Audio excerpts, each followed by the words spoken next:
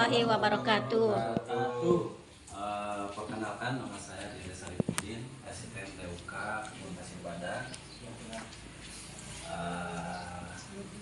Saat ini saya akan memaparkan sedikit paparan terkait menyederhanakan proses kerja menuju transformasi digital. Paparan ini bagian dari programnya Kultur Booster untuk Kebun Pasir Badak dengan pilar budaya digitalisasi. Oke, di sini kami terangkan dunia sedang berubah. Kenapa kita bilang dunia sedang berubah?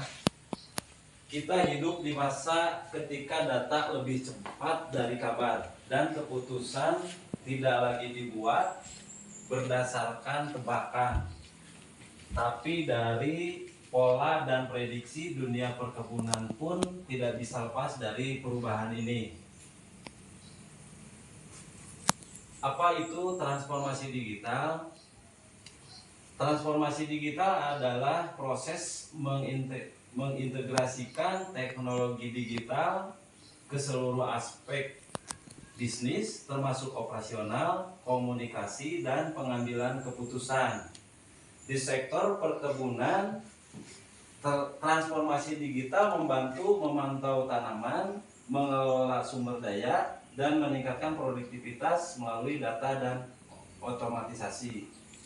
Mungkin sudah banyak di PTPN 1 digitalisasi yang kita pakai, diantaranya persuratan yang disebut aplikasi Nadine, yang itu dapat mempercepat informasi dari kantor regional maupun dari kantor head office yang ada di Jakarta. Itu sebagian kecil contoh. Tujuan transformasi digital: 1. Memahami pentingnya transformasi digital, mengenal berbagai digital tools untuk efisiensi kerja. 3. Mendorong adopsi pola kerja digital. 4. Membekali strategi implementasi menuju digital workplace.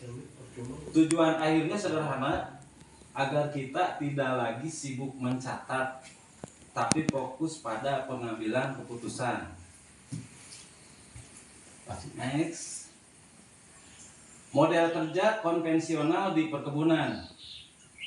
1. Laporan panen dicatat manual dan dikirim mingguan. 2. Pengawasan hama dilakukan secara visual oleh mandor. Distribusi pupuk bergantung pada perkiraan. Koordinasi antar divisi memakan waktu yang lebih lama. Pertanyaannya, apa masih ada yang menerapkan metode konvensional pada tempat kerjanya? Coba gunakan metode transformasi digital dan rasakan manfaatnya. Selanjutnya, masalah umum dalam sistem manual.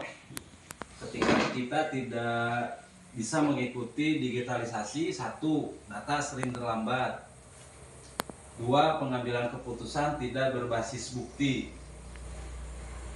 3. Tidak ada keterhubungan antar bagian, diantaranya produksi, gudang, transportasi.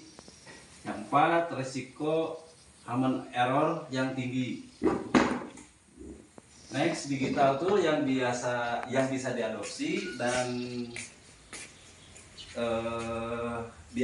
udah biasa dipakai beberapa perusahaan, yaitu IoT sensor, pemantauan kelembapan tanah dan cuaca, drone, pemetaan area dan deteksi penyakit daun, mobile app, pelaporan hasil panen secara real time, dashboard analitik menampilkan kinerja tiap updating, AI model dalam kurung ML memprediksi produktivitas atau resiko penyakit. Selanjutnya, sini ada strategi implementasi di perkebunan. Pilot project. Satu, mulai dari pilot project di satu kebun.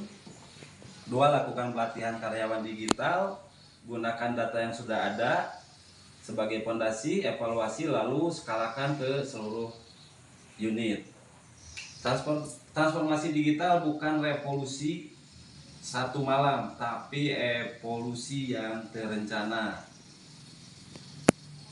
Tantangan dan solusi untuk transformasi digitalisasi ini: satu, SDM belum siap.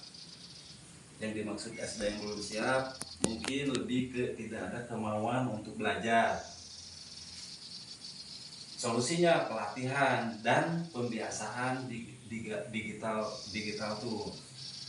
Dua, infrastruktur terbatas. Solusinya integrasi bertahap sesuai prioritas. Tantangan ketiga, data tersebar. Solusinya pusat data dan sistem informasi. Tantangan keempat, resistensi perubahan. Untuk solusinya sosialisasi manfaat nyata. Digitalisasi manfaat bagi perusahaan. Itu digitalisasi bukan hanya soal komputer, tapi soal bagaimana kerja kita menjadi lebih cerdas. Satu, efisien waktu dan biaya.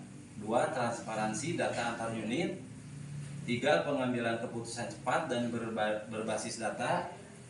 Empat, kebun menjadi lebih produktif dan responsif. Selanjutnya, tips menghadapi perubahan digital. Satu, jadilah pembelajar sepanjang hayat. Dua, jangan takut teknologi, pahami manfaatnya. Mulailah dari hal-hal kecil yang bisa dilakukan secara digitalisasi. Dan empat, fokus pada hasil bukan hanya pada alat.